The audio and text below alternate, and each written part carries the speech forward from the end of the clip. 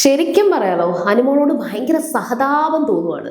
കാരണം എന്ന് വെച്ചാൽ വേണുന്നതിനും വേണ്ടാത്തതിനും ഒക്കെ ഇപ്പൊ എല്ലാവരും അനുമോളെ ടാർഗറ്റ് ചെയ്തു, ഒറ്റപ്പെടുത്തി, ഉപദ്രവിച്ച് ടോർച്ചർ ചെയ്യുന്ന ആ ഒരു ഫീൽ ഉണ്ടല്ലോ. അനുമോൾ ഇപ്പൊ അനുഭവിക്കുന്ന ഒരു ഫീല് സത്യം പറഞ്ഞാൽ അവര് അർഹിക്കുന്നില്ല. അത് 100% പറയാം. ഒരു കയ്യിലെണ്ണാവുന്ന 3, 4, 5 പ്രശ്നങ്ങൾ, അങ്ങനെ കുറച്ച് തെറ്റുകൾ ഒഴിച്ചാൽ അനുമോൾ വലിയ അപരാധങ്ങളൊന്നും ചെയ്തതായിട്ട് എനിക്ക് തോന്നുന്നില്ല കേട്ടോ.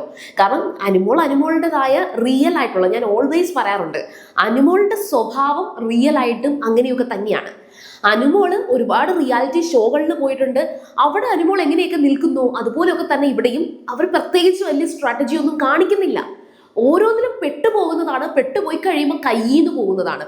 ഒരാൾ വന്ന് ഒരു ഇത്തിരി എരിവിരി കയറ്റി കൊടുത്താൽ അനുമോളുടെ കൈ ഇരിക്കുന്നതും പോവും, വായിരിക്കുന്നതും പോവും, തലയിരിക്കുന്നതും പോവും. പക്ഷെ നിങ്ങൾ എപ്പോഴും ഓർത്തിരിക്കുക, ആദിലയും നൂറയും അനുമോളെ പോലെ അങ്ങനെ തൊട്ടാ പൊട്ടുന്ന ആൾക്കാരൊന്നും അല്ല. ആദിലയ്ക്കും നൂറയ്ക്കും വ്യക്തമായിട്ടുള്ള സ്ട്രാറ്റജി ഉണ്ട്. ഇതേ കണക്ക് പുറത്ത് ഒട്ടും തന്നെ സപ്പോർട്ടില്ലാത്ത 2 വ്യക്തികൾ ബിഗ് ബോസ് ഹൗസിനകത്ത് വന്ന് 2 ഡിഫറെന്റ് മത്സരാർത്ഥികളായിട്ട് പോലും അവർ പിടിച്ചു നിൽക്കണമെങ്കിൽ അവർക്ക് അതിൻ്റെതായ ഒരു സ്ട്രാറ്റജി ഉണ്ട്. അവർക്ക് എത്ര രൂപ കൊടുത്ത് PR കൊടുക്കാൻ കഴിവുള്ളവരായിരിക്കും ആദിലയും നൂറയും. പക്ഷേ അവർ പിടിച്ചു നിന്നത് ഈ അനുമോളെ താങ്ങിക്കൊണ്ടാണ് എന്ന് ഞാൻ പലതവണ പറഞ്ഞിട്ടുണ്ട്.